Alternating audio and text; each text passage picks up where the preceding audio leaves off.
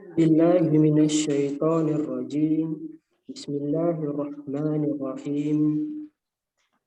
الحمد لله رب العالمين، والصلاة والسلام على أشرف الأنبياء والمرسلين وعلى آله وصحبه أجمعين. فقال رب اشرح لي صدري ويسر لي أمري واحلل عقدة من لساني يفقهوا قولي. أما بعد، قال الله تعالى في كتاب العزيز بعد أعوذ بالله من الشيطان الرجيم. بسم الله الرحمن الرحيم. وآتوا اليتامى أموالهم ولا تتبدلوا الخبيث بالطيب ولا تأكلوا أموالهم إلى أموالكم إنه كان حوبا كبيرا. Mafhumnya, dan berikanlah kepada anak-anak yatim itu harta mereka, dan janganlah kamu tukar gantikan yang baik dengan yang buruk, dan janganlah kamu makan harta mereka dengan menghimpunkannya dengan harta kamu, kerana sesungguhnya itu adalah dosa yang besar. Alhamdulillah, saudara-saudara, rakan-rakan, para penonton, ibu-ibu, ayah yang dirahmati Allah sekalian. Mudah-mudahan kita semua berada dalam lindungan kasih sayang dan kebahagiaan hidup ini untuk kita terus menjadi hamba yang bertakwa untuk membawa kita ke syurga Allah yang kita dambakan kelak, insya-Allah. Yang pertama sekali, terima kasih kepada rakan-rakan dan para penonton yang bersama-sama menyertai forum pada pagi ini. Dan saya mintalah tolong panjang-panjangkan dan kongsikan live siaran langsung daripada Facebook Perda Wilayah Jengkau. Sidang penonton yang dirahmati Allah Subhanahu Wa Taala, seperti sedia maklum, tajuk forum kita pada pagi ini ialah bahaya tak cakna pewarisan weh.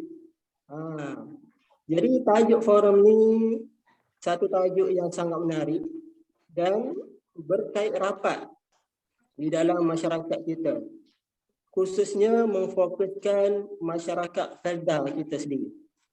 InsyaAllah kita akan membincangkan dengan lebih jelas dan terperinci mengenai pewarisan itu sendiri.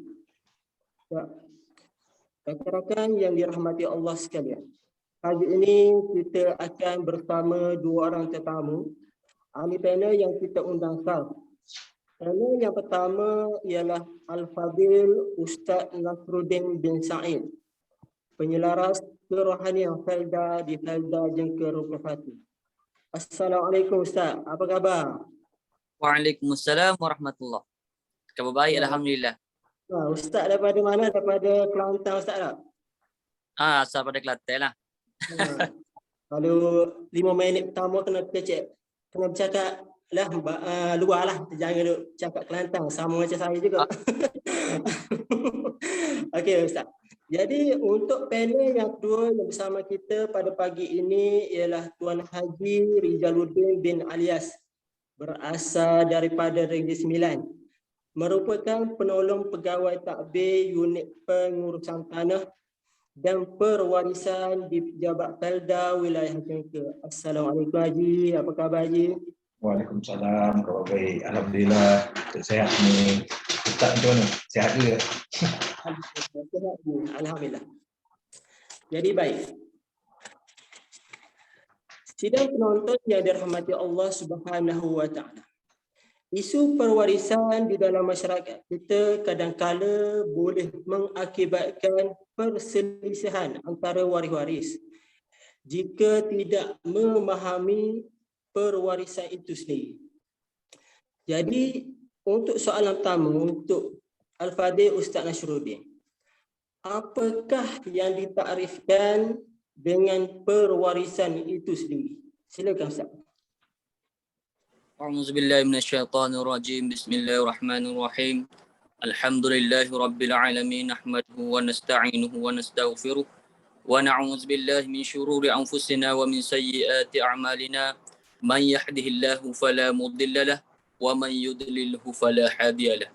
أشهد أن لا إله إلا الله وحده لا شريك له وأشهد أن محمدا عبده ورسوله. اللهم صل على سيدنا محمد وعلى آل سيدنا محمد. بعد أعوذ بالله من الشيطان الرجيم. بسم الله الرحمن الرحيم. كتب عليكم إذا حضر أحدكم الموت إن ترك خيرا وصية للوالدين والأقربين بالمعروف حقا على المتقين. Sadaqallahul Azim. Yang saya muliakan, terima kasih pada Tuan Pengerusi atau moderator dalam program ini, dan juga saya sanjungi Tuan Haji Rijal bersama kita, iaitu daripada pengurusan tanah Felda wilayah Jengka yang turut ataupun sempat juga hadir pada program kita pada kali ini.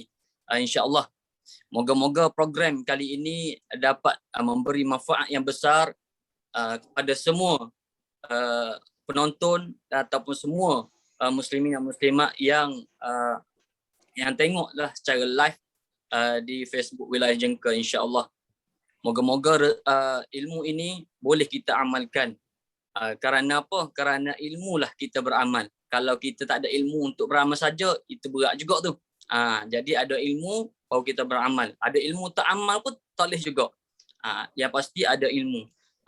Syair Arab ada sebut, syair Arab pun ada sebut bahawa ada ilmu. Ada ilmu barulah kita beramal. Okey, baik.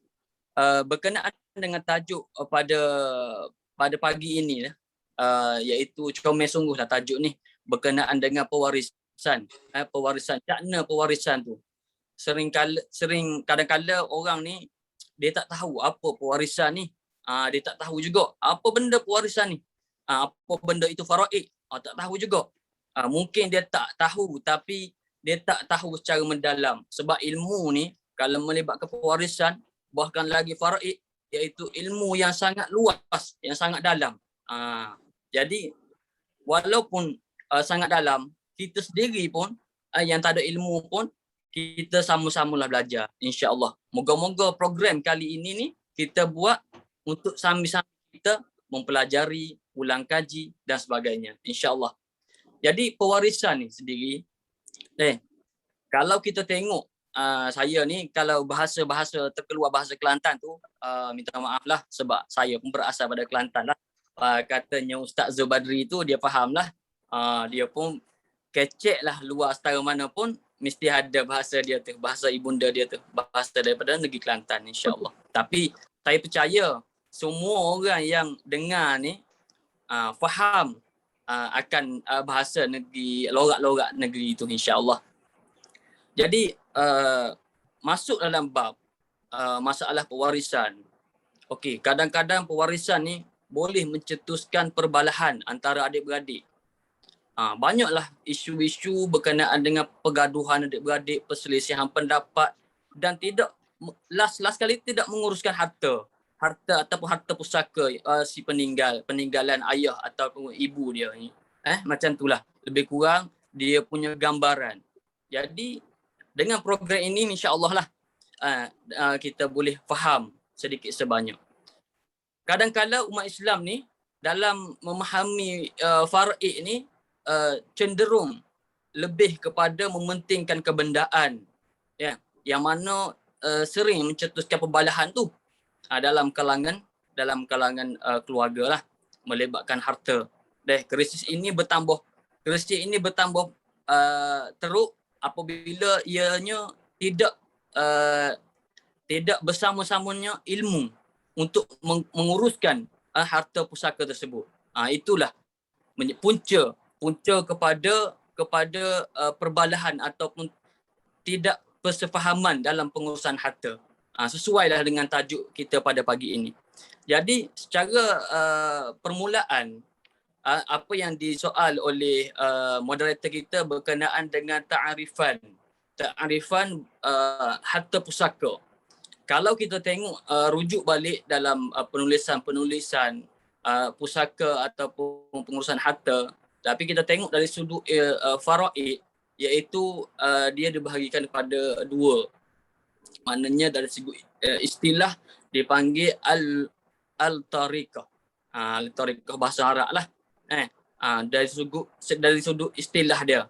Dan kalau kita tengok kepada dari sudut syarak, iaitu sesuatu yang ditinggalkan oleh si mati, iaitu termasuklah harta benda dan hak-hak kebendaan ke atas hak persendirian. Okey, faham tak? Maksudnya harta ini maknanya pewarisan ni melibatkan harta si mati. Bila dia mati tu dia meninggal. Maknanya harta selepas dia meninggal tu baru bukan harta untuk difaraid dan sebagainya. Tak. Ni harta masih hidup. Contoh moderator kita ada satu kereta, ada satu rumah, ada satu ladang. Contohnya dia ni orang ada duit. Istilahnya orang berada duit. Gitu. Moderator lah contoh. Jadi sekiranya dia meninggal, minta maaf Ustaz, saya menggunakan contoh ni. Contoh, sekiranya beliau meninggal, jadi harta-harta itulah macam mana kita nak menguruskan harta tersebut. Itulah dipanggilkan al-tariqah. Dan ada step-step dia pula. Ada step-step langkah-langkah dia untuk kita menguruskan harta. Okey, baik. Saya rasa pusingan pertama sesuai lah. Saya pembukaan ni dengan istilah dan dari sudut bahasa syarak tu. InsyaAllah. Saya kembali kepada moderator. Okey, Masya Allah. Terima kasih Ustaz. Satu pencerahan yang panjang dan padat. Kalau boleh nak tambah masa lagi tu Ustaz dia tu. Insya Allah. Jadi untuk soalan yang kedua, kita bagi kepada Tuan Haji. Ada peneroka yang menanyakan, apakah perbezaan antara pengganti dan pentadbir di dalam faedah dari sudut peranan dan tugas serta kuasa mereka? Sebab kadang-kadang benda ni menimbulkan salah faham. Ada yang tak faham apa itu pentadbir, apa itu pengganti. Kadang-kadang mereka fikir semua itu adalah sama. Apa pendapat Haji? Silakan Haji. Okay. Bismillahirrahmanirrahim. Alhamdulillahirrahmanirrahim. Wassalatu wassalamu ala Terima kasih kepada Tuan Moderator dan Tuan Panel yang saya hormati. Jadi, saya setuju dengan pendapat Ustaz Nasruddin tadi bahawa pewarisan bermakna harta apa dia ditinggalkan oleh si mati adalah merupakan harta pusaka. Jadi, bila kita memikirkan tentang pewarisan, jadi kita memandang kepada waris-waris yang ditinggalkan.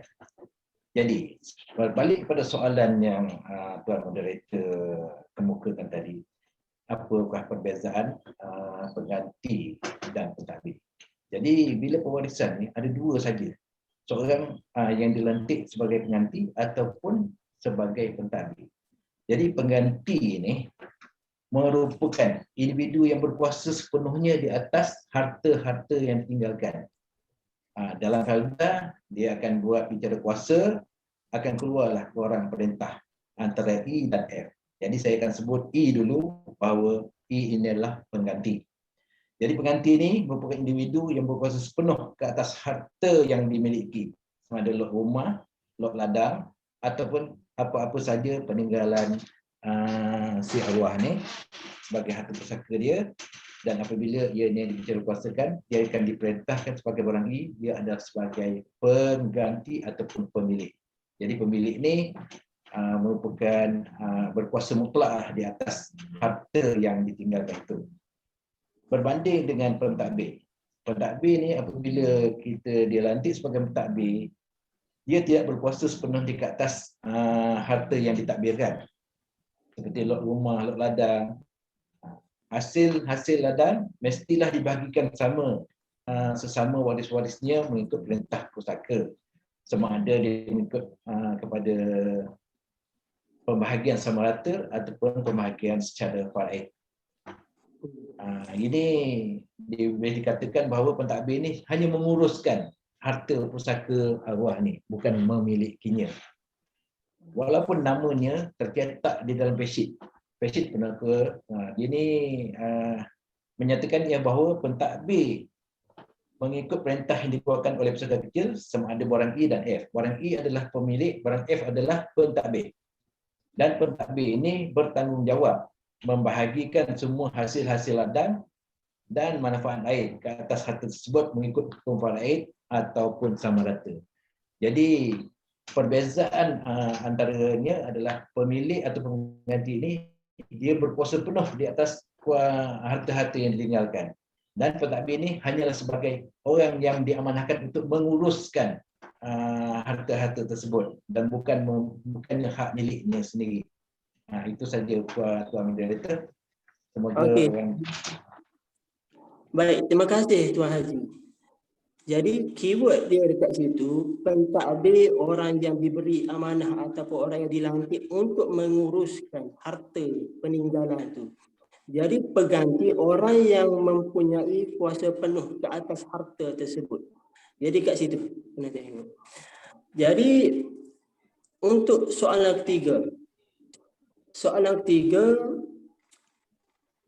jika dia lebih kurang macam ni, jika ada berlaku kematian, bermakna waris-waris kadang-kadang buntu, tak tahu daripada mana untuk mula, untuk buat langkah pertama apa, langkah yang kedua apa. Jadi benda tu jadi permasalahan untuk menguruskan pewarisan tu sendiri.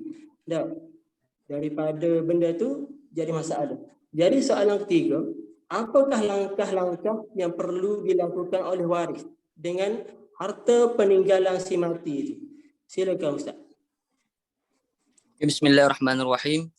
Terima kasih kepada Tuan Moderator Ustaz Badri atas soalan tu. Soalan tu pandai dia cari soalan. Kena pada tempat dia. Alhamdulillah. InsyaAllah dengan soalan-soalan ini kita dapat sama-sama cakna apakah langkah. Okey, baik. Apakah langkah seorang itu meninggal? Kalau kita contoh, kita yang meninggal. So apakah langkah waris kita perlu buat? Ayah kita meninggal. Apa yang kita anak ni perlu buat? Apakah langkah dia? Jadi kita boleh kelaskan ataupun kategorikan kita ada 3 langkah iaitu ataupun step yang perlu kita buatlah. Kita ni sebagai waris, kita ni sebagai yang menguruskan berkenaan dengan si mati dan sebagainya. Yang pertama, bila seorang tu hamba Allah tu meninggal, si mati ni meninggal, ialah yang kita macam ada hadis Rasulullah sallallahu alaihi wasallam yang ada menerangkan kepada kita bahawa kita nak mempercepatkan iaitu segi pengurusan jenazah itu sendirilah, terutamanya mandi, kafan, solat dan ke bumi, dan satu lagi pewarisan dari satu sudut. So urus jenazah dulu, sekiranya jenazah mati apa semua meninggal tu, urus jenazah dulu, dan selepas tu dan dalam masa yang sama kita ada 3 step, iaitu kita kena lihat step yang pertama itu hutang dengan Allah. Kita kena tengok adakah si mati ni berhutang dengan Allah. Macam mana tak berhutang dengan Allah ni? Sudah pula.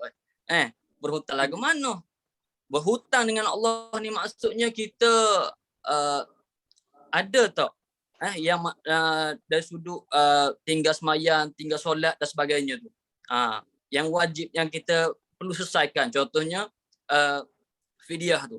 Macam mana kita nak bayar fidyah dan sebagainya. Bila kita tinggal semayang, tinggal puasa, macam mana kita nak lansaikan, nak uruskan bahagian fidyah tu.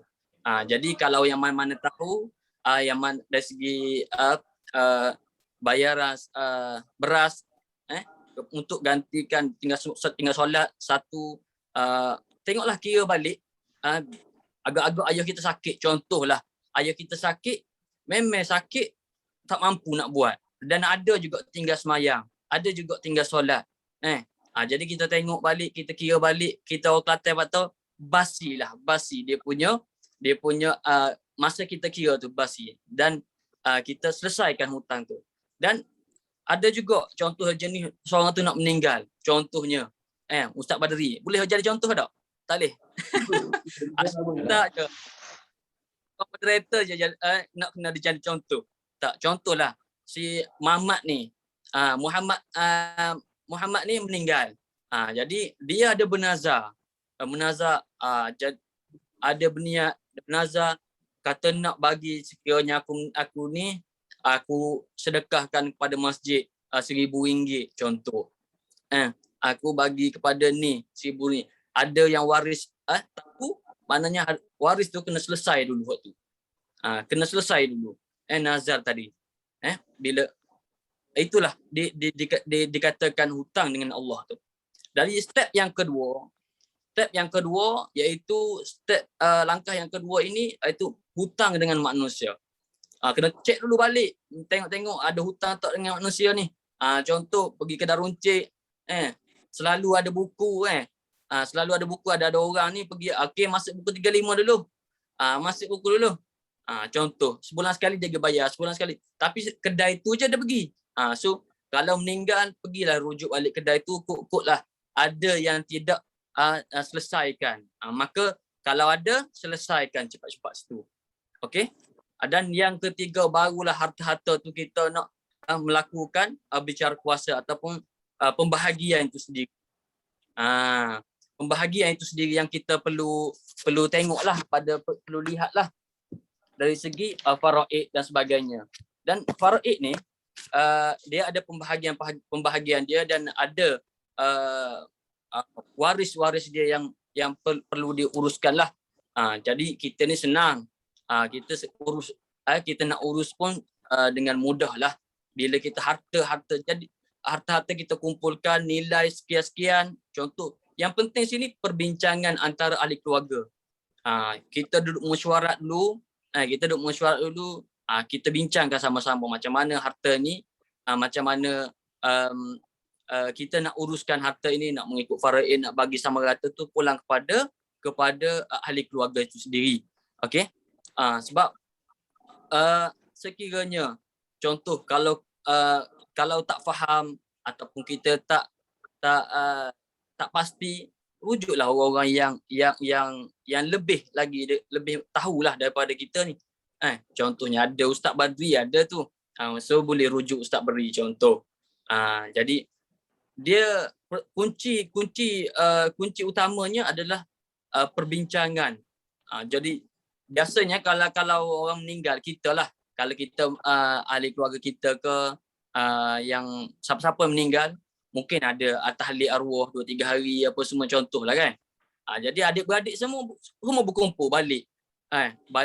Masuklah sesuai untuk kita panggil, uruskan ataupun bincangkan macam mana harta-harta si peninggalan ayah ni.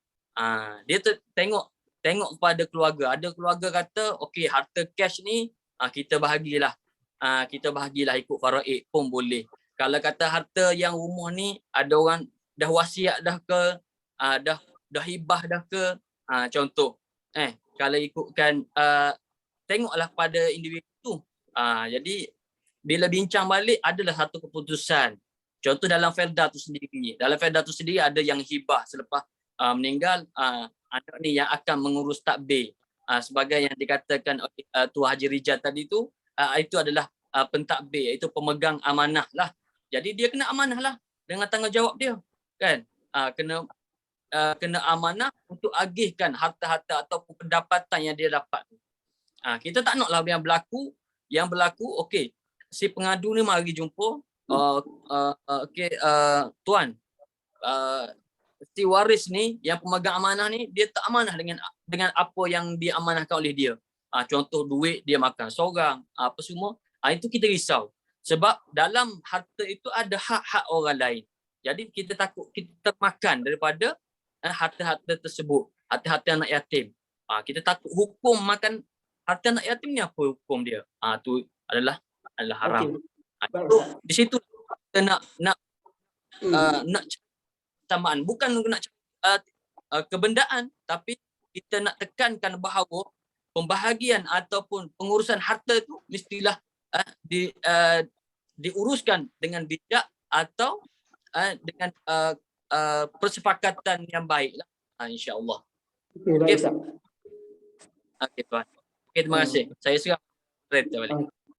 Okey, masya-Allah, satu pencerahan yang padat, banyak maklumat yang kita dapat kat situ, kesinambungan daripada soalan-soalan sebelumnya.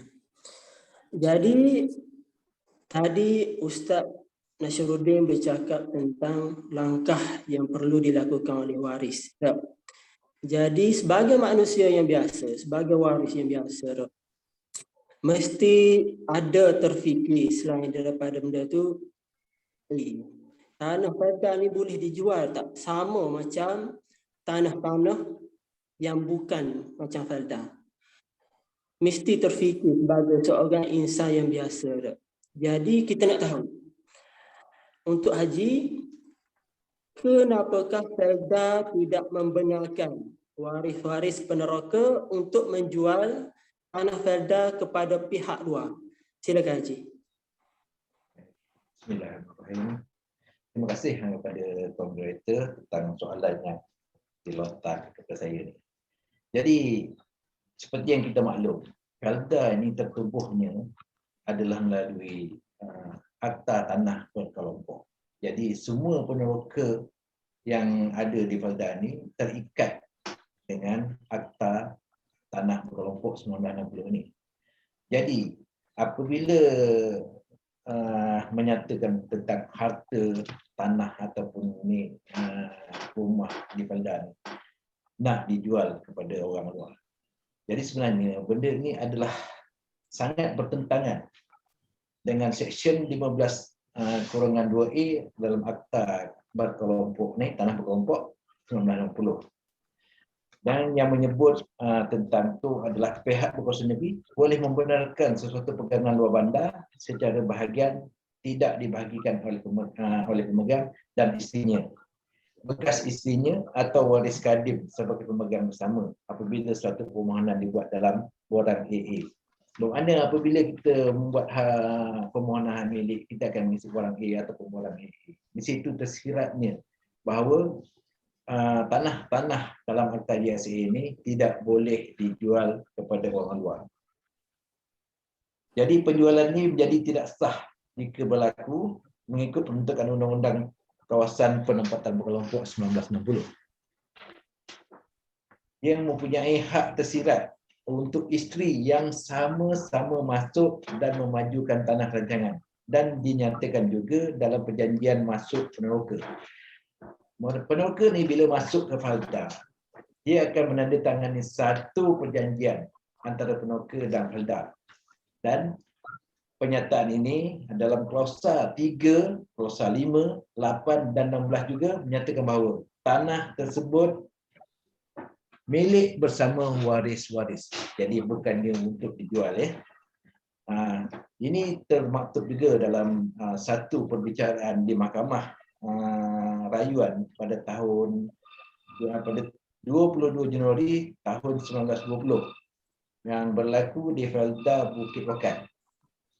Hakim Mahkamah Rayuan membuat keputusan bahawa tanah yang didaftarkan atas nama peneroka dalam hak milik adalah bersifat membina amanah.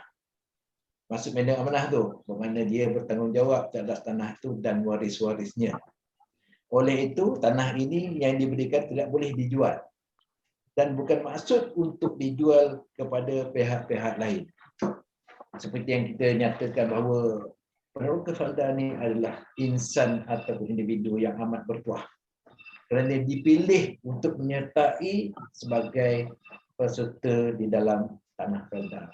Bermakna namanya termaktub di dalam daftar pegangan.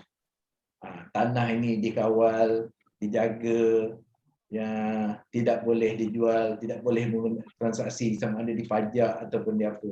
Sebab apa? Dia mementingkan ataupun mementingkan hak-hak waris yang lain.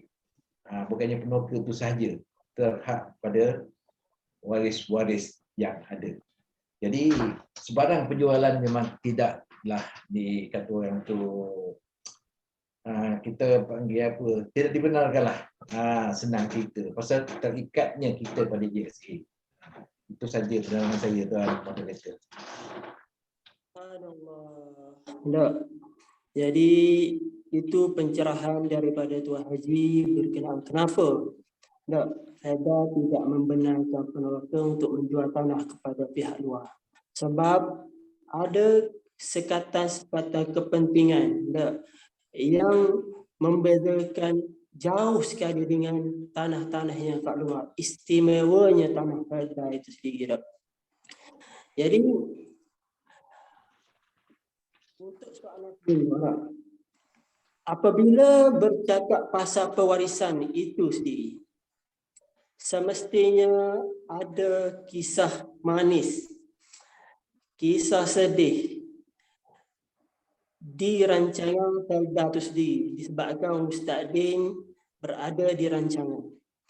Jadi soalan saya, apakah pengalaman Ustaz semenjak menceburi ataupun berkecimpung dalam pengurusan harta pusaka, dan apakah pengajaran yang boleh kita teladani dalam menguruskan harta pusaka? Silakan Ustaz. Okay, bismillahirrahmanirrahim. Terima kasih kepada Pak Menteri dengan soalan yang diajukan daripada saya. Kalau kita nak cerita pengalaman ni, mungkinlah adalah juga pengalaman yang kita dalam masa menguruskan ni, yang mana Ustaz Badri kata tadi, apa sedih, sayu, rasa ada benda yang berlaku yang saya alami sendirilah. Saya boleh satu, kita tengok kepada bila mana tahap kefahaman tu kurang. Maaf saya sebut, mana bila kita tahap pemahaman tu kurang, jadi ilmu lah, maksudnya ilmu. Bila waris-waris ni tidak tekankan berkenaan dengan ilmu, mungkin warisan pengurusan ni menjadi lambat, menjadi sukar untuk kita uruskan dengan cara baik lah. Dan ada saya bawa satu cerita ni pernah yang berlaku dan saya pun rasa macam ni sebagai pengajaran. Ni berlaku di Mongolia contohlah, Mongolia. Kalau cakap dekat tak boleh. Cakap dekat berlaku mana di Mongolia. Ada satu keluarga ni, jika ayah dia meninggal, dia ramai adik-beradik. Jadi bila saya berjumpa dengan waris dia, tanya berkenaan dengan pengurusan ni, jadi tak semualah yang dapat hadir sebab tinggal dekat luar dan sebagainya, kerja jauh lah kan. Tambah-tambah dalam masa PKP hari tu. Jadi tak dapatlah, tapi saya pergi jumpa. Maknanya bila bincang adalah perselisihan antara adik-beradik, krisis dalam kalangan keluarga tu. Bila saya tengok balik sampaikan ibu kandung sendiri yang boleh tidak ngam lah, orang kata tadi, tidak ngam dengan ibu kandung. Saya kata macam mana ni nak urus bukan main susah. Sebab ibu kandung, kalau ibu tiri, saya tak terkejut sangat ibu kandung. Jadi sampaikan duit tu, okey, saya cerita Felda ni, baiknya Felda dia bagi untuk pengurusan jenazah ataupun pengurusan kematian, khairat kematian, disebutkan khairat kematian sebanyak sekian kan. Jadi duit tu untuk pengurusan jenazah ataupun pengurusan khairat kematian tu sendirilah, untuk si mati. Duit tu pun dah boleh berlaku pergaduhan dan tidak faham untuk menguruskan duit tersebut. sehingga kan ada yang dituntut dan sebagainya. Yang tu saya kata nak berbalik pada cerita tadi. Kalau kita ni waris, yang waris kita sebagai waris, jika ayah atau keluarga kita yang meninggal, so kita kena tengok langkah. Yang pertama, hutang dengan Allah. Bila kita kena selesai hutang dengan Allah, ada satu keluarga ni kata, saya tanya, untuk fidyah ke haji ke semua dah uruskan? Oh, belum lagi. Jadi benda tu pun belum lakukan lagi, tapi dah berlaku macam bergaduh sesama sendiri. Saya kata tak relevan lah, ataupun tidak patut berlaku lah kepada mana-mana keluarga untuk menguruskan harta pusaka tersebut. Sebab si mati kita kena wajib uruskan si mati dulu. Kena uruskan dia. Yang kedua tadi, hutang. Bila kita tengok hutang tu tak apalah, mungkin keluarga tahu. Saya tanya pun tak ada masalah lah. Dari segi hutang, benda tu boleh ada dan sebagainya lah. Barulah kita bawa harta tersebut, harta dia tu ke faraid. Bila nak pergi ke faraid pula, ada yang tidak mahu kerja. Apa sebab ilmu tadi tu? Saya tekan balik, tak faham ataupun kurang lah memahami dari sudut ilmu tu sendiri. Bila kita tak buat laksana, dapatan atau yang kita dapat tu, kita ambil tanpa persetujuan waris-waris lain. Saya takut kita termakan daripada makanan yang haram. Kita belum ni, contoh saya sebut, saya maaf lah, saya nak sebut contoh lah. Kita makan tu tahu haram. Kita sendiri tahu benda tu haram. Tapi kalau benda pendapatan pun ada yang haram. Sebab dalam hidup kita ni, kita terlibat dengan hukum. Ada yang sunat, ada yang wajib, ada yang harus, ada yang haram, ada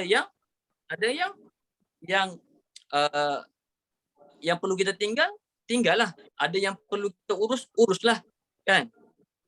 Jadi tu ya, saya takut benda-benda macam ni kita salah seorang terjebak juga dalam masalah ini. Itu yang saya nampak dari sejak ialah pengalaman saya berhadapan dengan keluarga-keluarga. Ada setengah keluarga yang elok bila kita jelaskan, ikut bahawa okey, saya ikut yang mana baik. Bila kita ikut yang mana baik tu, yang berlapang dada, semua ahli keluarga berlapang dada dan menerima pendapat kita, smooth lah kerja tu, pengurusan tu lajulah, cepatlah, kan? Sebab tak ada takwil daripada ahli waris tu sendiri. Itu memudahkan atau mempercepatkan pengurusan tu. Yang saya bimbang sangatnya yang dari segi ilmu ataupun faham tentang pengurusan harta. Jadi saya rasa bila kita buat forum ataupun temu bual secara santai macam ni, harapnya benda-benda ni akan tersebar dan fahamlah, kan? Faham dengan baik-baik. Jika ayah aku meninggal, apa yang aku perlu buat?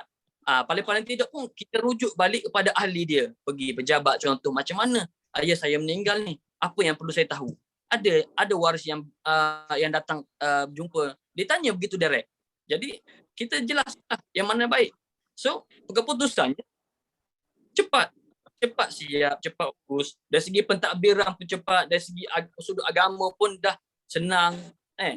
Ada satu kes saya kata, saya nak sebut lah, saya nak celah sikit satu kes. Okey, dia sayang kepada ayah dia. Ustaz, dia sayang kepada ayah dia. Ustaz Ustaz pun sayang kepada ayah dia.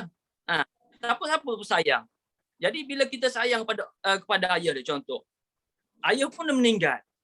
So susah nak aku boleh terima, aku macam tak boleh terima ni, contoh kan. Tapi takdir dia, Allah nyawa ayah dia dulu. Ayah dia meninggal.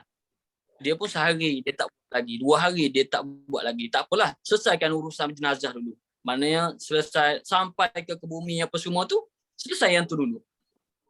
Dalam masa 3-4 hari tu, 4 hari minta sikit lagi Ustaz. Lepas tu 2-3-4 hari datanglah untuk pengurusan jenazah, pengurusan harta pusaka untuk kita urus. Tapi dia ni rasa macam saya terima lah, duit dalam bank ayah saya tu banyak, saya tak tergamuk lah, tak tergamuk tu, tergamuk ni. Jadi itu adalah saya kata saya katakan langkah tidak bijak lah. Bila kita sayang pada ayah kita cepat-cepatlah menguruskan harta itu pembahagian dengan betul, mengikut faraid ke, mengikut pembahagian sepakat sama rata dan sebagainya. Itu adalah langkah yang bijak. Bukan kita letak je kat situ. Letak je harta kat situ, kita makan pun kadang-kadang ambil seorang. Jadi benda tu tak berlaku adil pada hak-hak yang waris yang perlu terima ataupun berhak dapat. Saya rasa itulah sajalah pengalaman. Kalau nak cerita pengalaman tu Ustaz, adalah pengalaman lagi kita cerita, tapi saya gambarkan begitulah keadaan situasi. So saya sarankan kepada semualah yang mana berkenaan mati ataupun melibatkan harta pusaka, saya minta semualah, termasuk saya sendiri, termasuk semualah, siapa-siapa saja, cubalah menguruskan dengan baik dan cepat untuk memudahkan urusan seterusnya. Saya rasa banyak lagi yang boleh kita rujuk dan sebagainya untuk ambil pendapat daripada harta-harta tersebut, insya-Allah. Okey, sekian saja. Terima kasih Ustaz Nasruddin. Okey, baik. Perancangan pengurusan harta terbahagi kepada dua, kita tengok. Semasa hidup dan selepas mati. Jadi kita nak fokus yang semasa hidup ni. Soalan dia lebih kurang untuk Haji, apakah rasional pengurusan Felda mewajibkan hibah? Iaitu memberi semasa hidup lah. Pemilik memberi semasa hidup memerlukan persetujuan semua waris. Sedangkan pemilikan tanah yang lain yang luar tidak memerlukannya. Silakan. Okay, terima kasih Tuan Direktur. Bismillahirrahmanirrahim. Jadi, kita bercerita tentang pengurusan harta peninggalan itu termasuk dalam kita pewarisan kita ni lah. Tak kisahlah benda tu sebagai pemilik, sebagai pentadbir. Tapi jalan yang paling baik untuk penukar Felda ni lakukan adalah melalui hibah. Maknanya penyerahan harta tu semasa hidup ataupun hibah syarat. Mana hibah itu berlaku apabila dia meninggal dunia. Jadi, kenapa? Apa rasionalnya? Felda perlukan persetujuan daripada waris-waris apabila kita melakukan hibah. Jadi, penukar ni sebenarnya dia dibenarkan untuk memindah milik lot rumah dan ladangnya kepada seorang melalui orang 14A ataupun dipanggil pemberian kasih sayang. Yang ini didakwakan sebagai hibah lah. Tetapi disebabkan terikatnya tanah ni ataupun harta ni dengan Akta GSA yang saya sebuti, Akta Tanah Berkelompok 1960. Jadi dia ini terhad kepada waris-waris, iaitu isteri, bekas isteri atau waris kadimnya. Urusan ini hendaklah dilakukan dengan persetujuan semua waris. Bermakna dia buat akuan sumpah untuk bersetuju dengan apa yang dilakukan. Dan Felda juga akan memberikan kebenaran ataupun ulasannya kepada pejabat pesaka sebagai persetujuan lah. Kerana pemilikan hartanah yang ada di Felda ini adalah tidak sempurna.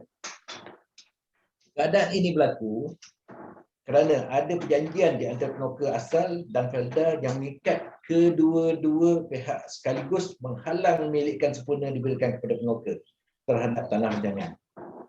Walau bagaimanapun, jika mana-mana penukar yang mempunyai waris-waris di bawah umur, cacat dan lain-lain sebab yang berkekalan, maka pindah milik ini tidak akan disokong dan hanya terhalang, ianya terhalang perjanjian masuk penukar mengikat antara penukar, isteri dan waris-waris lain bersama Felda. Jadi itulah dari dalam pemberian hibah ni, Felda juga memandang kepada kepentingan waris-waris lain. Itulah sebabnya kenapa Felda perlukan persetujuan di antara waris-warisnya. Jika tidak, nanti kata orang tu berlakulah ketidakadilan. Tertinggallah waris-waris ini. Mana yang cacat ke, mana yang tak sempurna. Jadi kita memikirkan tentang kesemua keadaan, kesemua kategori ini untuk Falda menyatakan bahawa hibah ini perlu ada kawalannya sendiri. Bermakna kita pun kena akulah, kerana nanti bila hibah yang tak disetujui, nanti akan berlakulah satu perbalahan di dalam keluarga itu sendiri. Itu saja Tuan Moderator, penjelasan saya. Saya harap semua boleh faham ataupun bolehlah mengikut apa yang kita bincangkan pada hari ini. Ya, saya serahkan kepada Tuan Moderator. Terima kasih Tuan Haji atas pencerahan. Apakah rasionalnya? Pada memerlukan persetujuan daripada semua waris untuk melakukan hibah. Ada sekata-sekata ataupun ada sebab-sebab tertentu yang khusus untuk tanah Felda itu sendiri berbanding dengan tanah-tanah yang luar daripada Felda. Jadi untuk rumusan forum ini semoga memberikan manfaat yang besar kepada masyarakat, khususnya masyarakat di dalam Felda itu sendiri. Mudah-mudahan kita semua faham dan jelas apa yang perlu dibuat apabila ada isu perwarisan di dalam kalangan keluarga kita sendiri. Kalau kita tak buat, siapa nak buat? Jadi kita kena cakna kembali sesuai dengan tajuk forum kita tu.